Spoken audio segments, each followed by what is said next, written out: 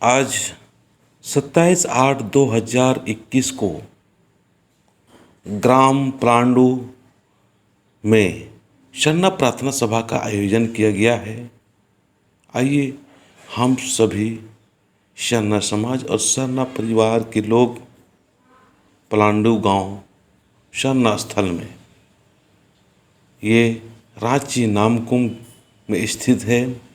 आसपास के लोगों को समय मिलता है, समय है और शरना में आप विश्वास और श्रद्धा करते हैं तो ज़रूर आप पहुंचने का प्रयास करेंगे। मैं चाहता हूं कि हमारे समाज के लोग कोई भी बैनर के तले या कुछ भी नाम हो वो काम कर रहे हैं तो सबका एक ही उद्देश्य है कि हमारा सरना धर्म का प्रचार प्रसार और सरना समाज और सरना परिवार का भलाई हो, धर्म का अच्छाई हो, यही उद्देश्य के साथ में काम कर रहे हैं।